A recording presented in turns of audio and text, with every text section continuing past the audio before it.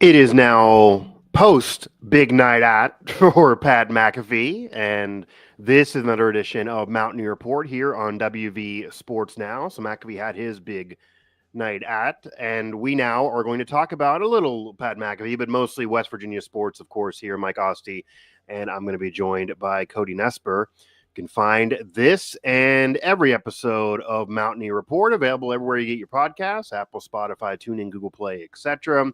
Also on YouTube. And of course, aside from McAfee's fun, and maybe if that will ever come inside West Virginia, even though it, you got to hear Country Roads and Sweet Caroline with the WVU lyrics. So it kind of had a West Virginia flavor in Pittsburgh nonetheless. But if that will ever come inside West Virginia, and if it lived up to the hype or not, we also are going to touch on the recent moves with the football program and the cuts, literally speaking, but also you can call it some departures for certain players and what we think the roster maybe will look like, and some basketball moves by Ross Hodge, because he is doing work. He is finally doing some work, and we're actually able to see it, and it is not in any way finished.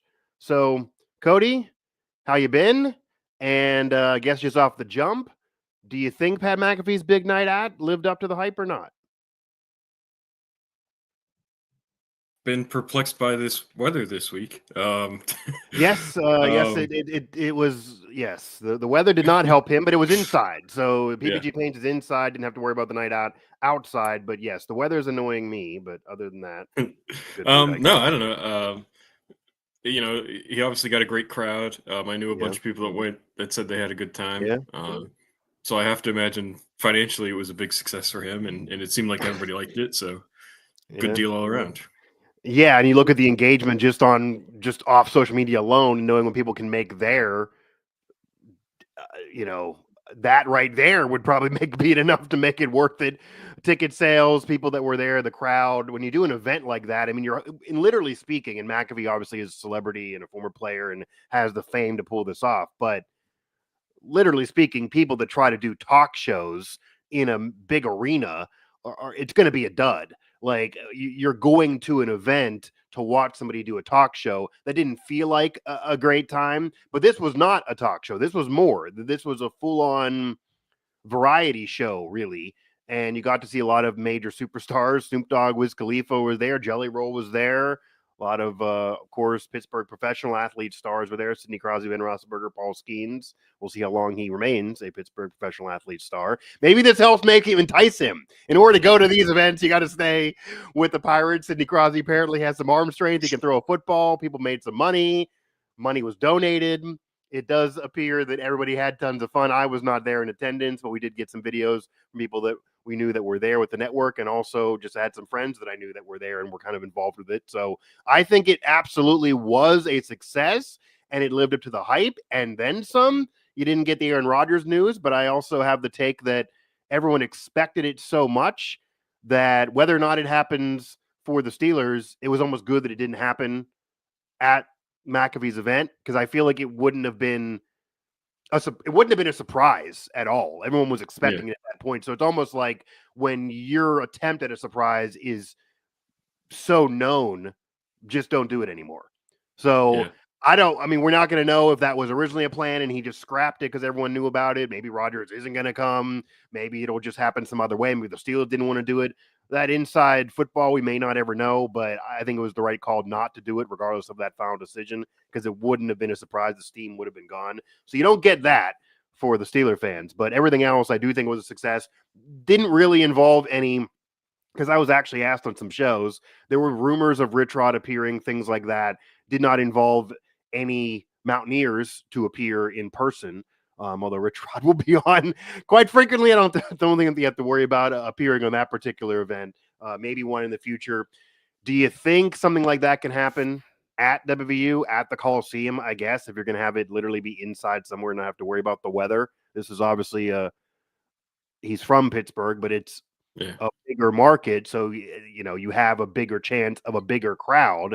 There are pro teams there, and there might have been some that came from West Virginia, but I'd imagine the people chanting that were West Virginia fans in there, and maybe had West Virginia jerseys on that were in the videos. I imagine a lot of them are from Pittsburgh. There's a big, obviously, contingent of Mountaineer fans in Pittsburgh. I don't think everyone traveled for it, but do you think that can happen in Morgantown? Yeah, I don't know if like a stadium show like that would work. Because it's almost like, PPG Paints is massive, so it's almost like this first one, he's already outgrown something like the Coliseum. Yeah. But the live show he did of his, daily show that he did before the Penn State game last football season. Oh yeah. On campus. I mean, that was a smash hit. Yeah. So I think something like that probably works much better for if we're going to get into the metropolitan size that is Morgantown, right? Yeah, because right. I mean, that was like before I said, big game. You have the Rich Rod kind of talk show leading up to a press conference. This was just literally a night out that had nothing to do with anything, which is why some were skeptical a little bit about it. I don't know if you can do something that has no connection at all in a place like that. And I think, he proved like he can sell out an arena that big. So like I said, it's you would almost think he would start somewhere like the Coliseum, because he's going to get the hometown people, and it's going to be smaller, and it's but for him to do that at PPG Paints, I think it I don't know, like a tour manager would see that and be like, well, why would we want to go to the Coliseum if we can sell out, an arena like that? Let's go bigger and bigger. But you're right, like the live show before Rich Rod's presser, the live show before the Penn State game, like I think that works a lot better for Morgantown, and obviously he likes doing those, right? And the student body likes it. So I think stuff like that would be more in Morgantown's future in regards to McAfee. And I would imagine, because the Backyard Brawl is going to be in Morgantown this year. Week 1's not a big deal. It's RMU, but the Backyard Brawl will be in Morgantown this year. Rich Rod is now back. He's been heavily involved in that, and he's heavily involved in the history of the rivalry, certainly in recent memory. So I'd imagine maybe he'll do the McAfee show, or maybe try to convince Game Day, certainly if they're there. But even if they're not, we've seen him do the McAfee show, have it be leading up to a game, get on the plane, and then do whatever Game Day is doing. So it might not even be contingent on Game Day. You could easily see a show maybe some point in the week leading up to the Backyard Brawl on September 13th. That's possible for sure, kind of mirroring what happened before the Penn State game. But yeah, he probably has exceeded doing it at the Coliseum, now having success at PPG Paints Arena. That was also what naysayers thought, okay, this is a really big venue to do what people maybe thought was going to be a talk show. It wasn't that. I think it worked because it was not. I think if he sat there with his stage and everybody with microphones on talking about the news of the day in sports, I don't think that would have worked, even if you did have a surprise or two that came aboard. But this was way more than that. It was kind of a variety show. It was literally a big night out where everyone just hung out and money was made. People had some fun. So that's all positive on any box you want to check for an event. But now you have to also wonder, when you talk about exceeding markets, has he now actually exceeded the Pittsburgh market, despite being from Pittsburgh and obviously the West Virginia connection?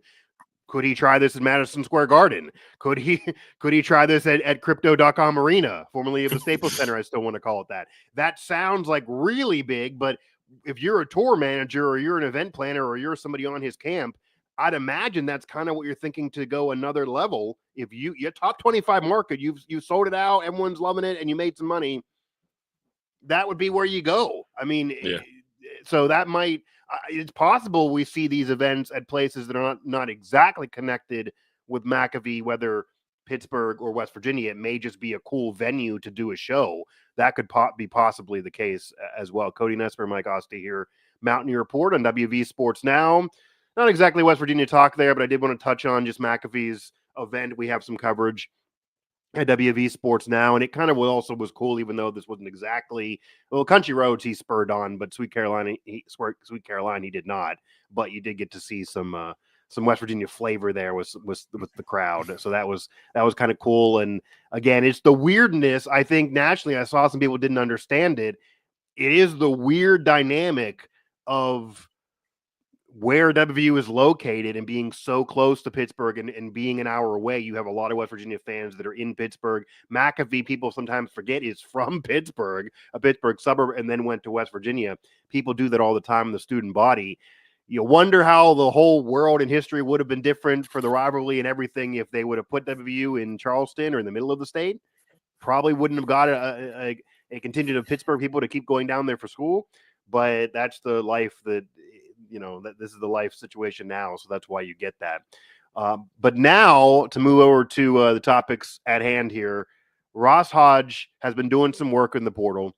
He has some transfer commits. He has a high school commit. He's been looking at guards, forwards. We see him get a big man. I can't remember the last time West Virginia had a 7-footer on the team, no matter who was the coach. And he now has one coming aboard. What are your early thoughts on the work Ross Hodge has been doing? Because officially it is still really just him, even though, everyone can kind of know that there are North Texas staffers that are going to come aboard. But so far, I feel like it's hard to say this is not a success for the first week or so, but they do still need a lot more to have this be a contending team right away, which we talked about at the press conference and on the last show. That is the expectation of the fan base. Yeah, I think, I'm surprised we got more player commitments before assistant coach announcements. That is frankly. A little weird. Right. We talked last week, like that shouldn't really take any amount of time unless they're just hammering out contracts for whatever guys are coming from North Texas. Which, I don't know how long that takes. So, it's like 2 weeks now because he knew he had the job before the presser. So, the only chance is maybe like what you were saying we wanted him to do. Maybe they don't want to do a slow drip. They want all the announcements in one email, and they want to get the non-North Texas guys figured out. And maybe that's part of the holdup. Maybe he's trying to bring in somebody that he's not connected with, and that's getting harder, and he wants it all in, one email. Yeah. And to talk about the players a little bit, the 7-footer Harlan Obioha from UNC Wilmington, right, looks like a solid player. You probably project him to be the starting center.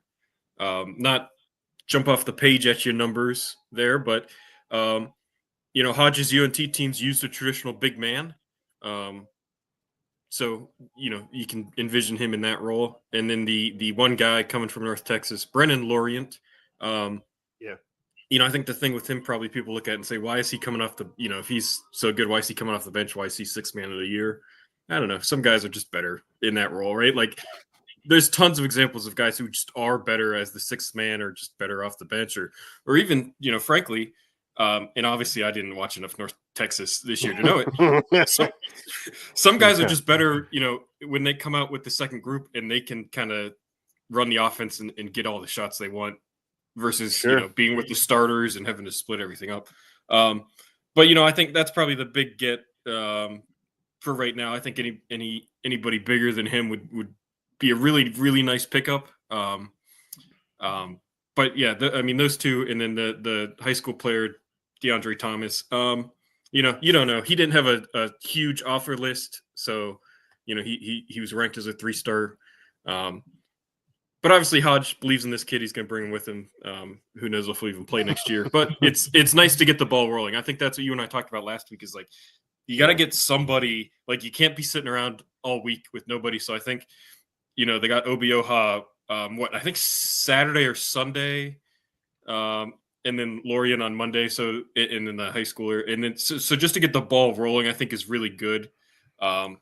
Especially with Lorient, with the guy that knows him, that can, probably go out and recruit some of these portal guys and talk to them about what Hodge is like. But it's obviously they need more than 3 guys to play basketball. So a lot of work left to do. Still interested to see, who the assistants end up being, which UNT guys come and which don't, and where else he gets them. But decent start, first week. Last week, Mike, I said I was going to go and look what Darren's timeline looked like when he started, and it's he got a head start because it's Tucker, obviously, so it's not apples to apples, but it's about the same. He got a couple guys the first week, a couple more, and then as the portal was getting to a close, they started to sign a bunch of the guys. So good start this week. Get decent momentum. I think just maybe a few more guys this weekend, a few more guys next week, and you're really going to start putting a team together. Yeah, I would definitely say that by the middle of May, You need to kind of have, the roster together. You can tinker, but you need to kind of have it together by that point. Certainly the end of May. Certainly once the, May finishes and you get into June, that was part of the issue with the Huggins scandal years ago, that's really where your team's figured out. Coaches no longer want to tinker with a roster, which is why even some said they didn't want to come aboard West Virginia at that point when Ren was searching. The coaches kind of feel like their roster building work is over, and then it's about coaching up and getting this team together to get ready to the fall. So there's kind of another month for Ross Hodge to get to work, but it sounds easier said than done, because a month probably to him and his staff thinks like, oh, that's not that much time. I mean, they are doing an overhaul here, and wow, they have a couple transfer commits and they have a high school commit, and that's good to the overall numbers of what's happening around the country, again, with the exception of Louisville, who seemingly is just bringing everybody aboard.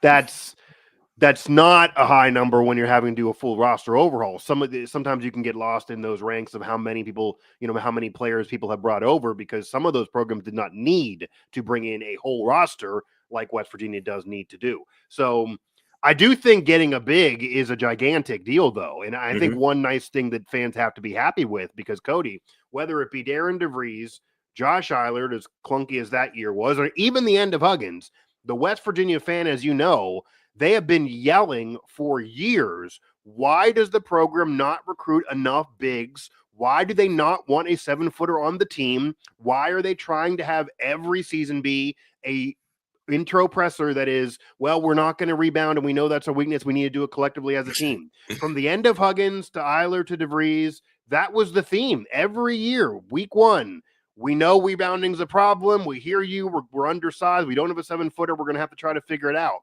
And now it appears like Ross Hodge is trying to avoid that, week 1, where, okay, let me get a big on board. Let me get somebody that can get 5 or 6 rebounds on his own, kind of easier than everybody else, just on being bigger. And then, of course, you need more. And, of course, it still has to be a team effort. It is harder to recruit forwards than guards. Hodge talked about that. We have a video up on the site. I did a sidebar with him after the press conference. It just is. There's more guards in the portal usually.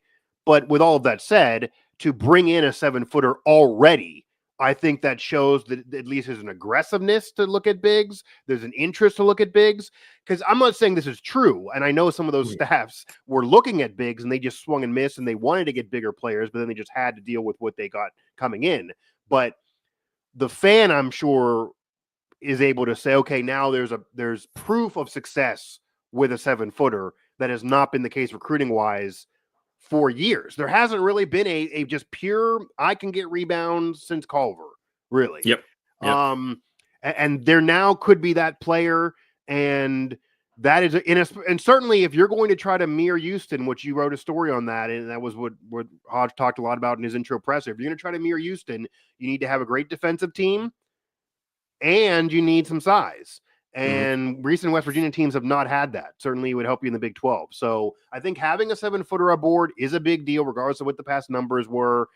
I think getting a couple commits is a big deal. Brandon Lorient, I think, is a big deal, just for he kind of can do the Tucker DeVries role.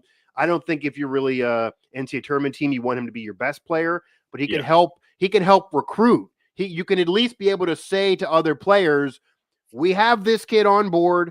He knows me.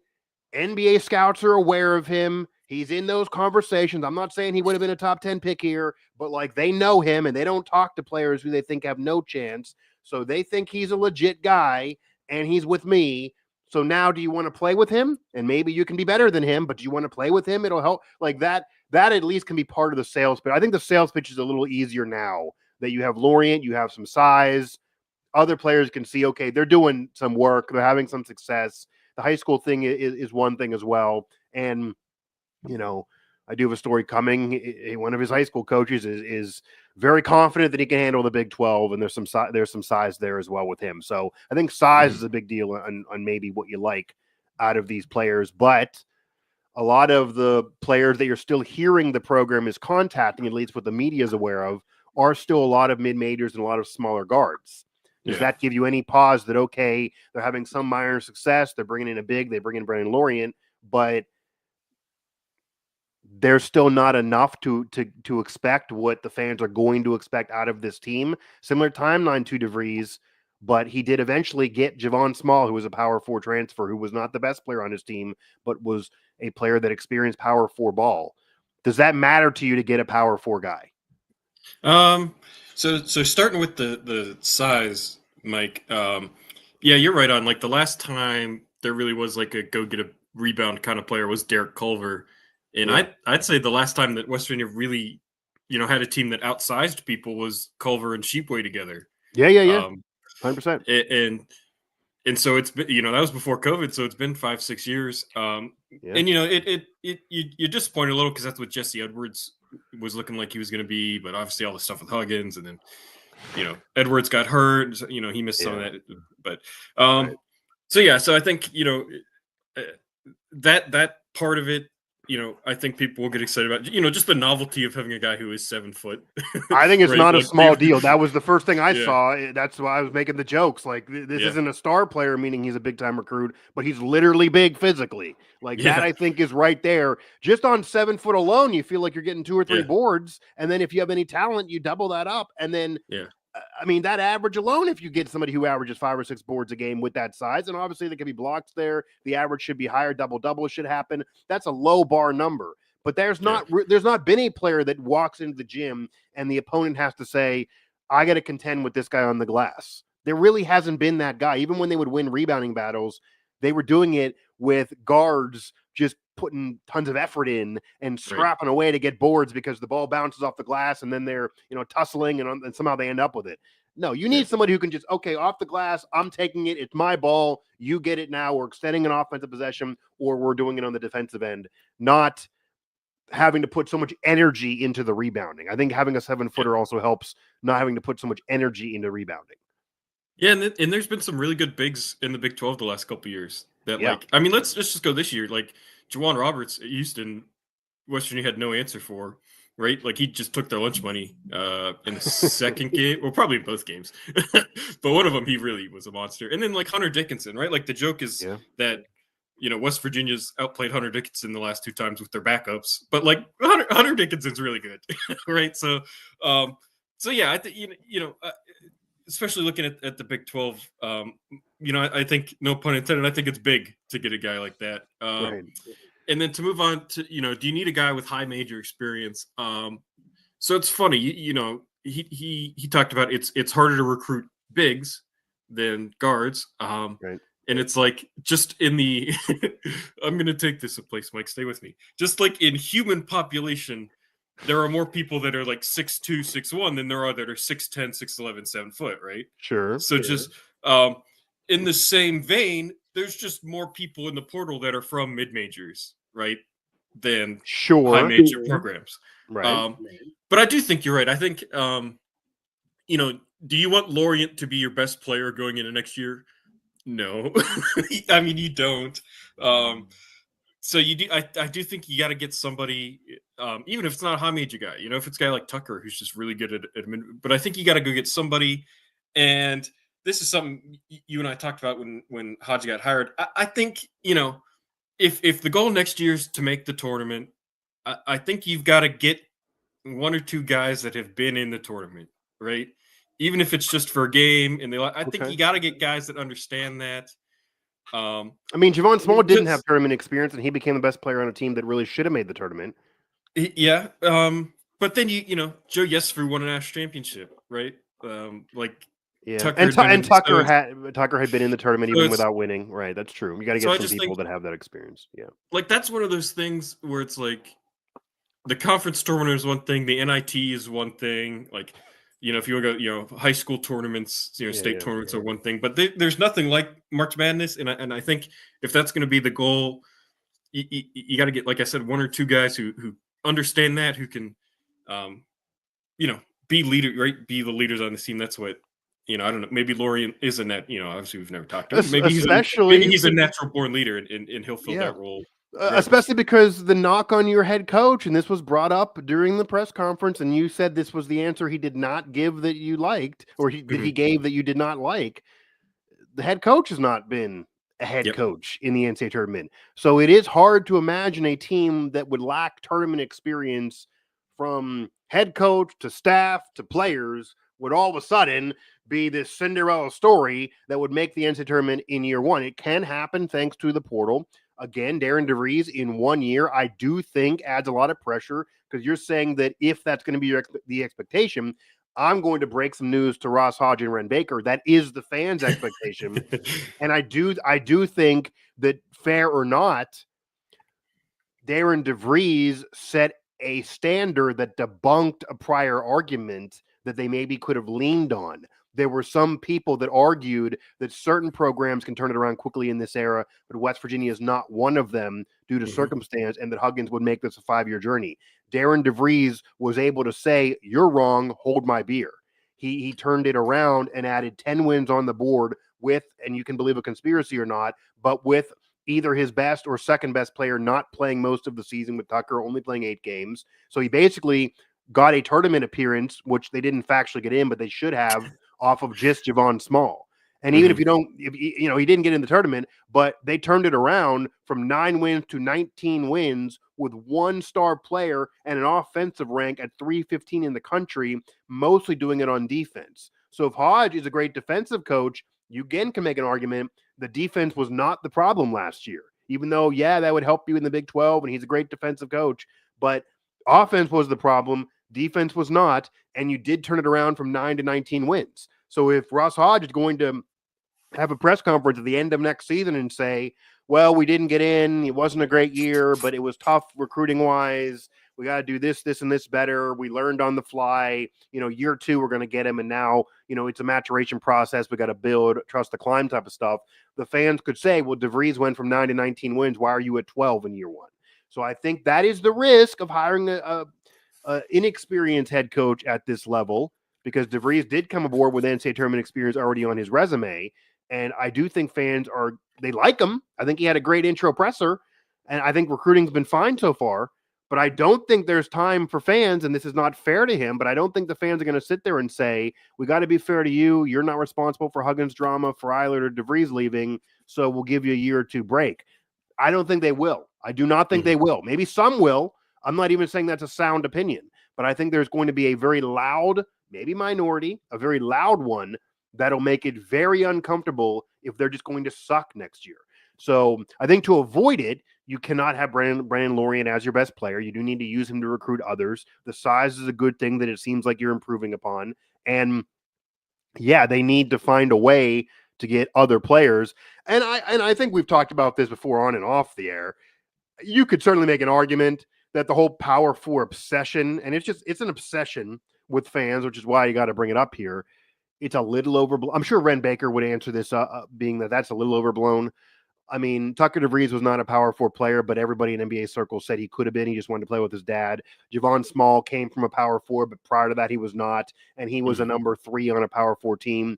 Is that better than being the number 1 on a team that's a mid-major, but you have great averages and you're leading the way, and maybe you still experience the tournament? What experience actually is better? I mean, again, in college basketball, maybe unlike football, you can legit go far as a mid-major, and it can be easier to do so because the tournament and the way that it's mapped out didn't happen this past year with 4 number 1s, but it's happened even in recent memory. And I don't know if it's a requirement to have a Power 4 on the team. I just think it's about talent, experience, skill level, especially NCAA tournament experience, at least for some of those players, and being able to just have the moxie to get it done regardless of where you're from. And also maybe if you're going to be a mid-major player, you'd rather that be from, a team that's in the NCAA tournament or on the fringe, versus some of these offers are to players who are, Milwaukee and those schools. Like, I don't know if those schools stand out as much as say an NCAA tournament team, like that can actually get it done and go far, and that we've actually seen that from recent memory. So I don't think it has to necessarily be Power 4, because every fan, every time you throw an offer up in any sport, and if it's not a Power 4, they're just like, why, got to be Power 4. I think that's a little bit overblown, especially in basketball.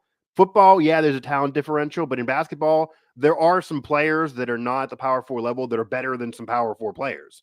And being a top player on a mid-major could mean that you're a better player than a guy who's not a starter or a bench player on a power four? Would you rather have a bench power four versus a starter who's the best player in a mid-major?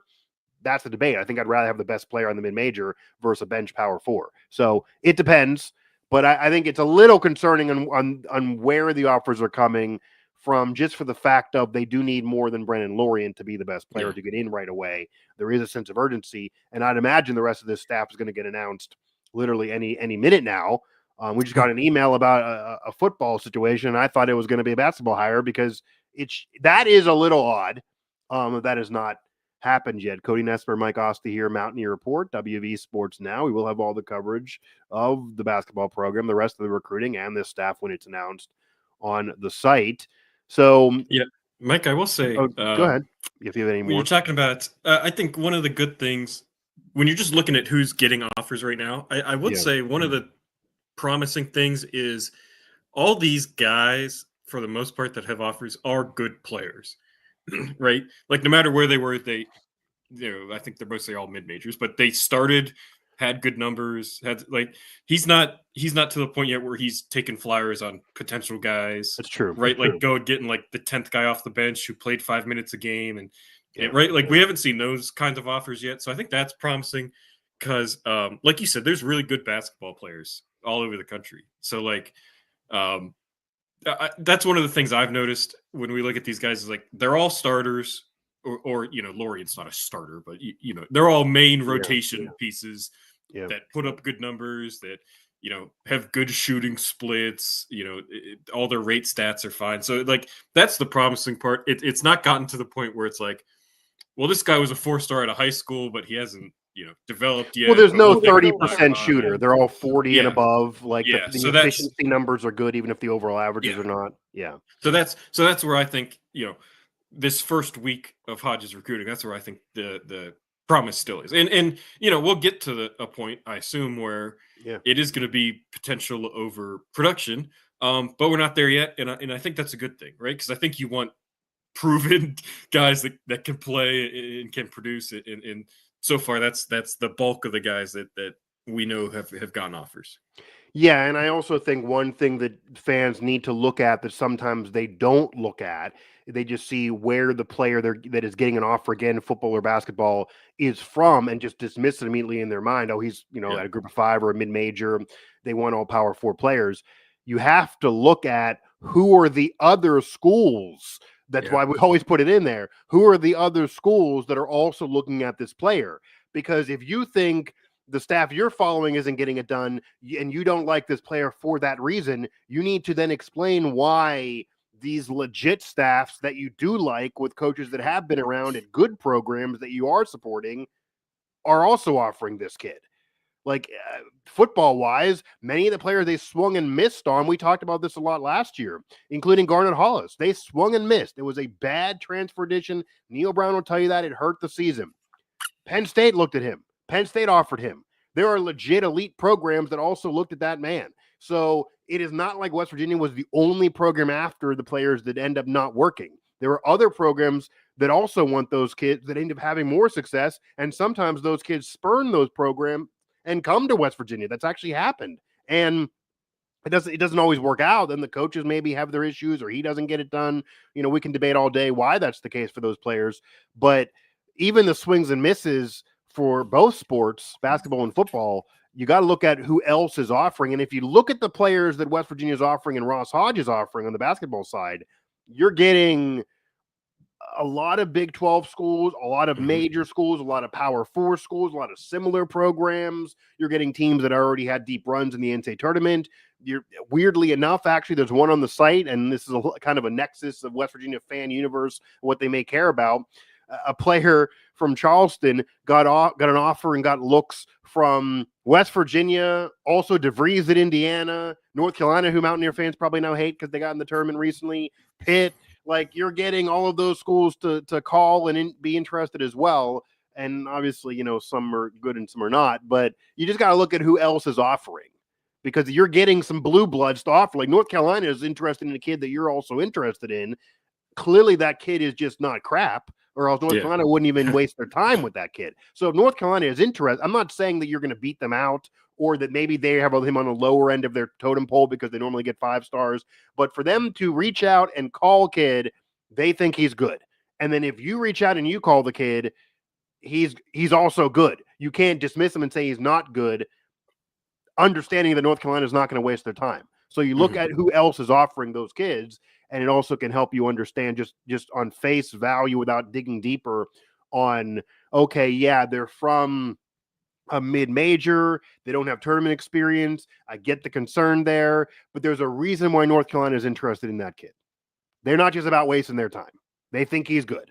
So West Virginia maybe could offer him more minutes, offer him something that would be better than being on the bench elsewhere, and maybe you could start here, and whether that would work out or not is a different story, and Ross Hodge has to coach him up. But there's a reason why North Carolina and some of those programs are interested in kids that, I mean, Louisville's been a team that's been in some of these offers. The West Virginia's competing against Texas Tech. Now, they're doing very well in the portal and better than the Mountaineers so far, but they're looking at some of the same kids.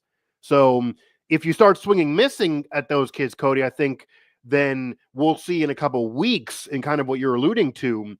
I like they're going for the same kids that the teams that are having success in the portal and our top programs are going for.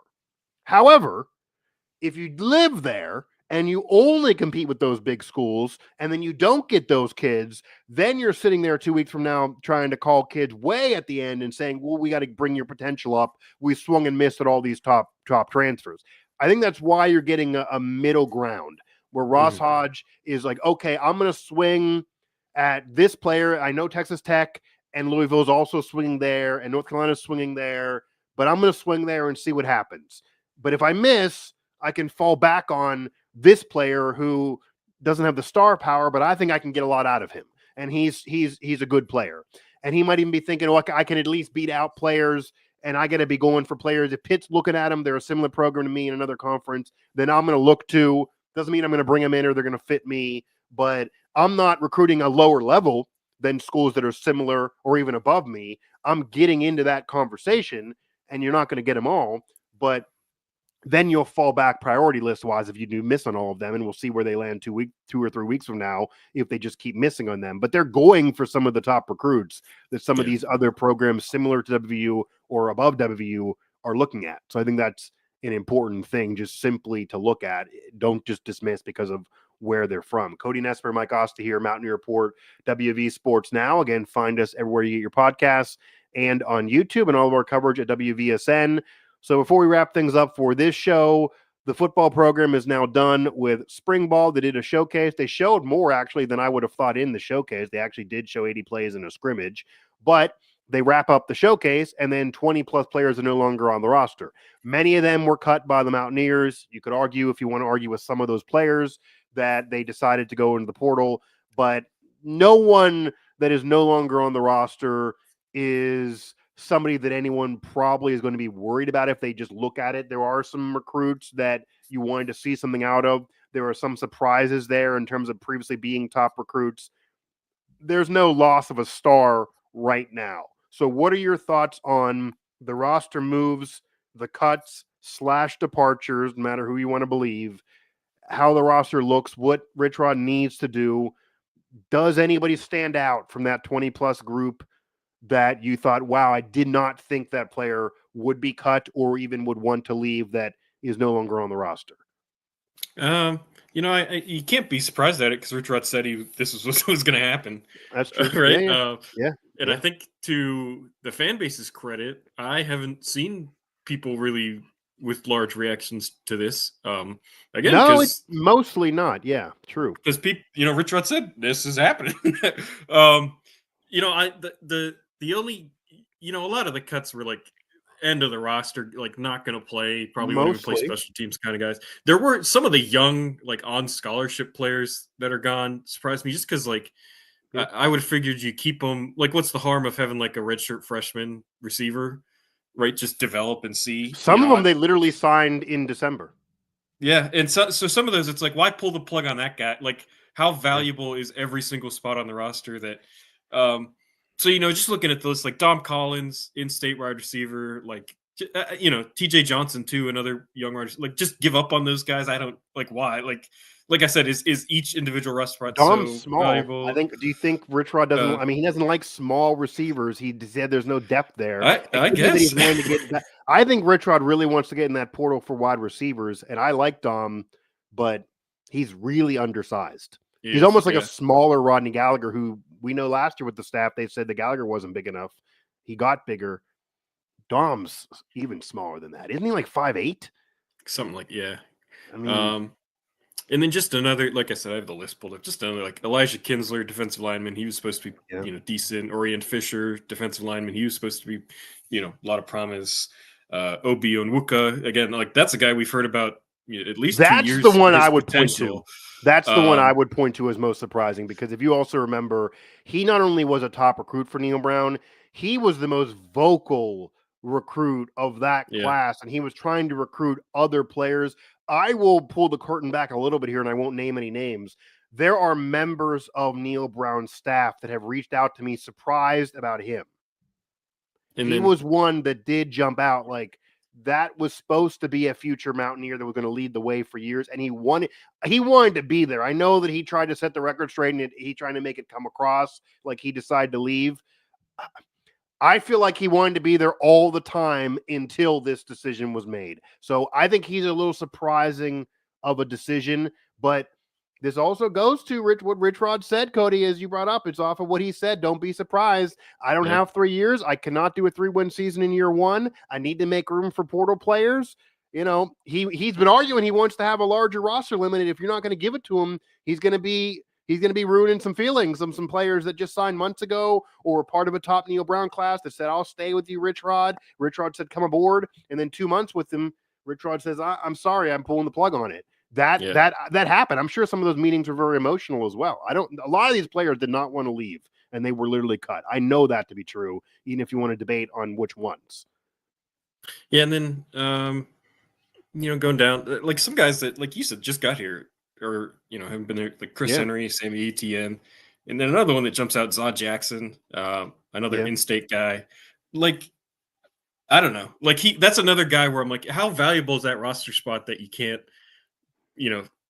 see if he develops, right? Like, at least give it a year. But maybe in practice these guys stink, right? Like we saw 8 minutes of practice this spring. Yeah, that's to be fair. So I mean, maybe these guys just stink.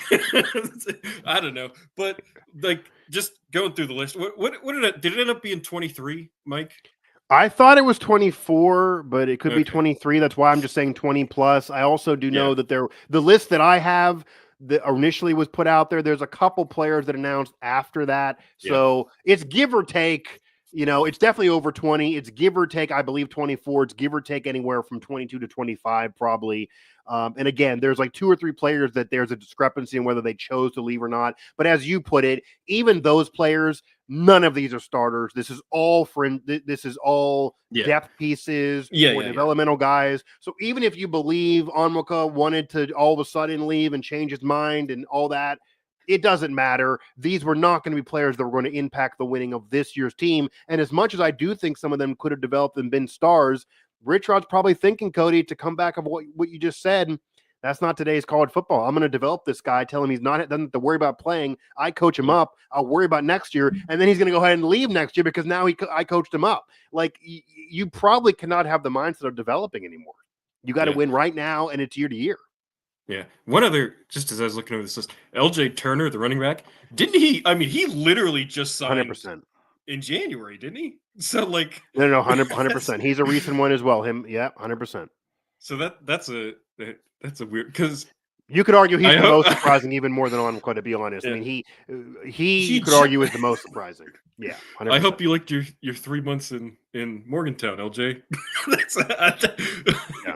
That's Oh, hopefully he lands somewhere. I'd hate to see him, I don't know. I've never met him, but I would hate to see, him move here for 3 months and then just get lost in the mess of college football. And never leave it to Cody Nespor to worry about the personal well-being of people that he has not met or doesn't know. Well, he met them, but does not know that well personally. Yeah. I mean, LJ Toner, I think, actually argues as the most surprising player, because that was a player that was kind of a coup when you brought him in. It's a very recent signing. He plays a skill position for you. It's your bread and butter. You have yourself great running back coach. Like, that does not feel like a player that you would immediately give up on, which it comes across when that's happening right now, that you're giving up on a player. But again, this could lead to more. So I guess I will ask this. Do you think what we've seen so far in the roster moves, does this tip the hand that he is expecting to do very well in the portal, or that practice and the evaluation of these players and all of that did not go as well as he's even letting on in the press conference, and there are a lot of players that he just flat does not think are good enough to win right now with, even if he doesn't do well in the portal, he saw no reason to keep, because we're asking that to be fair. We only saw 1 day of open practice, and then we saw the spring showcase, and he kept saying, everyone's giving effort, no one's really bad, but I don't want to tell you anything about any individual player. No one's really good, no one's really bad, none of that. Is it possible that there were some players that really did not fit hard edge and were really bad during practice? Or do you think he's just figuring, I know LJ Turner could be good in a year or so. He's even talented to play now, but I'm going to do even better in the portal. Like, he kind of was saying that. Is he actually correct? Some people don't believe that they're going to hit home runs in this spring portal. Maybe they will. Yeah. I think he's put himself in a position now where he has to do well in the portal, right? Because it's, if this was 10 guys, it would be one thing, but 20, like, if you I don't want to say you get desperate, but you almost get desperate to where you have to fill up the entire roster, or else you start to impact your ability to, like, run scout team and like run practices and stuff. So I think, you put yourself, and 20 is a huge number, right? To lose after spring. I mean, it's a huge number. And so you put yourself in this position where, are the 20 plus guys, excuse me, that 20 plus. He's going to bring in to a man, are they going to be better than the 20 plus guys that left? That's almost impossible. I guess they're not all going to bring in the same number, though, to clarify, because it is the 105 limit. So part of the cuts were to get under the limit. It's not like they could just have an unlimited amount of players. So to clarify, they did lose about 23, 24 players, but he's only likely going to be bringing in anywhere from 6 to 12, because if he brings in more, then he'd be over the limit again in the fall. And in the fall, he'd have to cut 20 more players, which he could easily do. But part of this is to get to that 105 or under limit. And as you know, Rich Rod's been arguing that he doesn't want that limit. He wishes he could grandfather players in, all that BS. He's not winning that argument, though. But part of the cuts could be that he thinks the player could develop, but he has to get under the limit. And he wants to bring in transfers as well. So it's not going to be an even. You lose 24, you bring in 24, to clarify that. Yeah. Yeah. And like I said, I think you just put yourself in a position now where, I don't know. I don't know if there's wiggle room to miss on any of these guys, but, like, they're not going to be starters by, in all likelihood. So it's like, I don't know. I don't know how much tinkering at the margins of a college football roster makes a difference, to be honest. I think he thinks it makes a big difference, clearly. Yeah. But yeah, I mean, that's, clearly. But, like, I don't know. I just think you put yourself in a position now where however many players you got to go get, like, they've got to be good. They've got to be better than the players you just got rid of, at least. And the fear is that they're lateral moves, and then, like, why do or worse, right? Or and worse. It's like I didn't like our depth before, and we cut those guys, and we brought in worse guys, and our depth is worse, right? So, I think again, but like I'm saying, like, none of these guys profile as really even major contributors, really, like, unless one of them broke out or something. So, like, I don't know the extent to which, like I said, tinkering at the margins of the roster, does that take you from 3 wins to 6 wins? Or no, I mean, probably not. No, but maybe, I mean, does it take you from 7 to 8? Does it take you from 5 to 6? Does it take you from 6 to 7? I mean, the way this fan base works, that one win will be a big deal in how they're evaluating year one. So Rich Rod may be thinking that. I mean, there were some really bad games for last year's team, and no, these players weren't really involved, but a lot of that, in terms of the missed tackling, the Texas Tech real horrible disaster at the end of the tenure, maybe if you have better depth pieces, you won't miss as many tackles, and it'll help you a little bit. And, you don't want to have those really bad, disastrous games, even if you're going to lose some, I guess. There were some disastrous games under Neil Brown. You're not going to win them all under Rich Rod, but maybe he's trying to avoid the really, really bad, disastrous blowout losses by tinkering with the fringe. Yeah. And you just can't get in. You can't get in the situations that Neil was in a couple times where it's like, like that. I forget which year. The year before last year, it was like he was out of linebackers, right? Like there were 2 middle linebackers that could play. That's why Ben Cutter played as a freshman. Yeah. And then like one of the years, like there were no safeties. That might have been the same year. There were no safety. Like 3 safeties were healthy. So it's like, that's where these level of guys come in.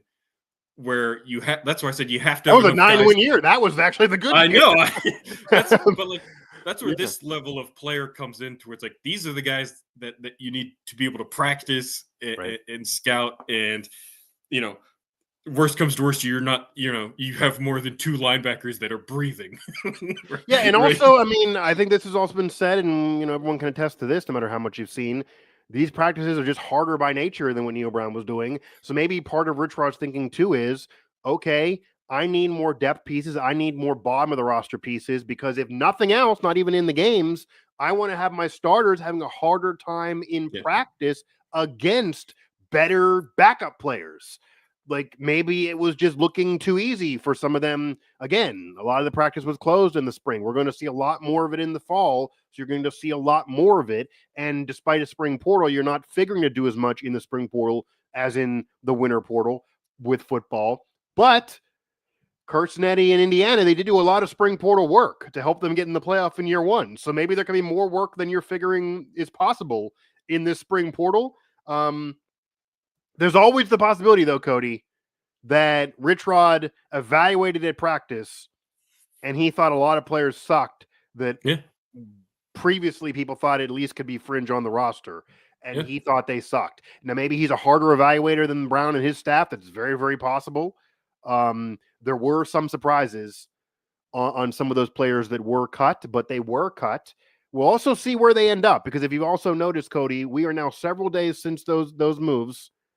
I haven't seen hardly any of them nabbed up, or any rumors or reporting that all of a sudden, like Onwuka, I haven't seen it. Like, oh, these 8 schools are really loving him that offered him a year or so out of high school. It could happen, but it's not like people are chomping at the bit or jumping in terms of what we're even hearing rumor wise.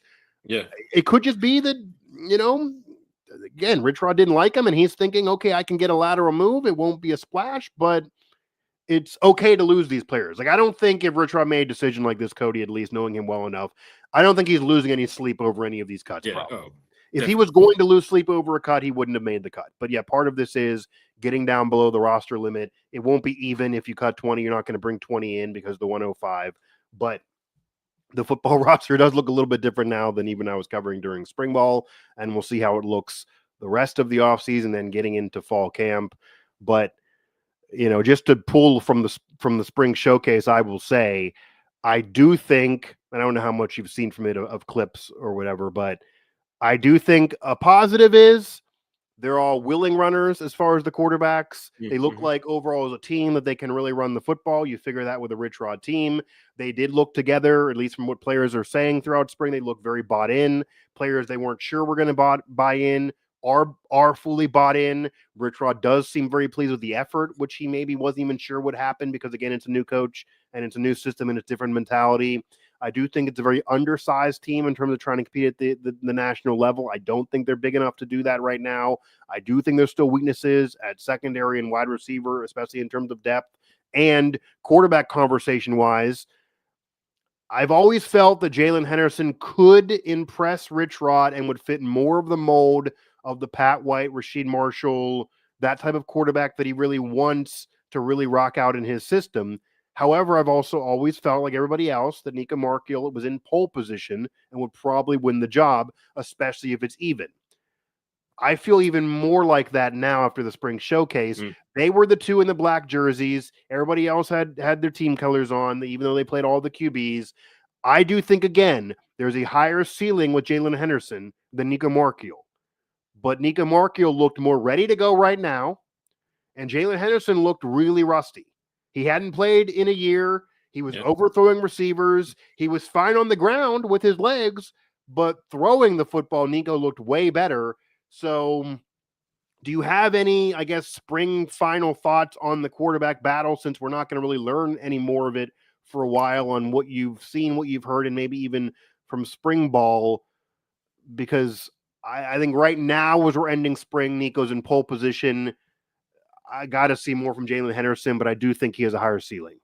Yeah, no, I'm not surprised. Nico was really good last spring too, if you remember, Mike. Yeah. So, no, that really shouldn't surprise anybody. And I think I've said the whole time, like I feel like Nico's going to be the starter. Really, I don't know. I like him. I've always, even in his not great games, he shows promise. He throws a good ball. Again, not surprised he does well in spring. He did well last year. So, no shock at all if he ends up being the guy. Max Brown also looked really good, by the way, in the spring showcase. I'll bring that up. He did look really, really good, but there's a difference. I mean, Rich Rod won't say it's a 2-quarterback competition, but then 2 of them have black jerseys on. So, I mean, I think we're revealing that it's just the 2 of them, as we've always known that. And again, I do think Nico will probably get the job. I don't disagree with what you're saying, although I think the bad games were worse than you're describing. I mean, there were some really bad games the last couple of years from him, even when they did win. I think you need to look winning beyond, though. You need to look beyond the win-loss record. Yeah, he does win. He does win. But, I mean, there was a win when he came in for Green against Pitt, in which he barely moved the ball and they only had 80 yards of offense. So, like, was that Nico or was that the team and defense? And there were some wins like that, but he had some great moments. Look at that Arizona game.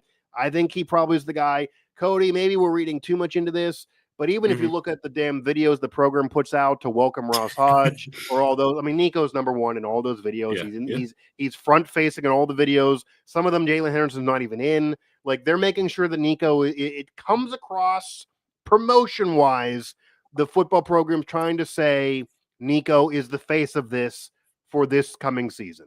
That is how it's coming across, and it likely will be the case. I contend that I think Jalen Henderson has a higher ceiling than Nico does. A higher ceiling than Nico does. Does not mean he'll be the guy week 1, nor should he be necessarily. But I think he has a higher ceiling.